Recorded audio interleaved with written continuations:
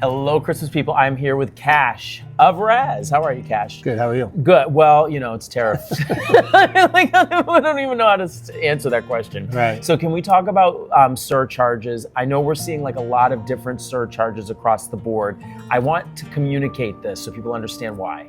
Yeah, I mean, there's a couple different reasons. So not every company's made the same, right? I mean, there are some companies who have good inventory positions. There are companies like pure holiday companies that don't. I mean, our warehouse is pretty empty at this point.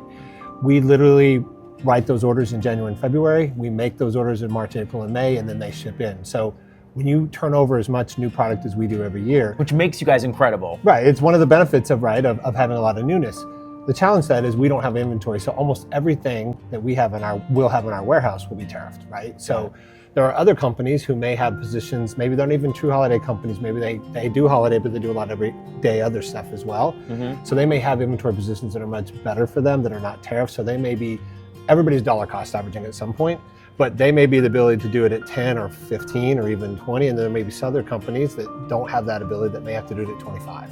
And that's why there's going to be these varying reasons. No company's made the same. You know, everybody has different ways that they may be handling it. But it's not because we're making more money. That's what I wanted you to hit on. No. That's what I wanted you to hit on. It's not about a money thing. It's about survival in these very bumpy times. Yeah, I mean, in a year like this, when there's so much uncertainty at this point, it is truly a matter of just survival, right? We're not going to be probably making very much money or any money this year, but the goal is we want to provide the product that people came to our showrooms and wrote in January for. We want them to have that, as much of that product as possible in times like this, but we also want to be around in 26 to be able to have new product to show as well. I think it's super important to empower people so they know what's going on. So I want to talk about surcharges versus price increases. Right. Why are they different? What are they?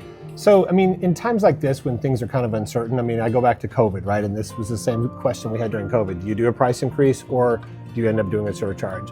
They're different. They are different, yes. So one is you're literally changing the price in your system, and that is the new price moving forward. The other one is a surcharge that is being put on top of what your normal pricing is, that is offsetting whatever it was. Back in, coming out of COVID, it was transportation costs were rising. Right now, it's a matter of the tariffs and not knowing what those prices are. A lot of people don't like the surcharges, but the benefit of surcharges is it makes you more flexible, right? When you do a price increase, you've got to change your catalogs, you've got to change your showrooms, you've got to change your website. Everything has to change. It's rare that people are bringing prices back down when things change.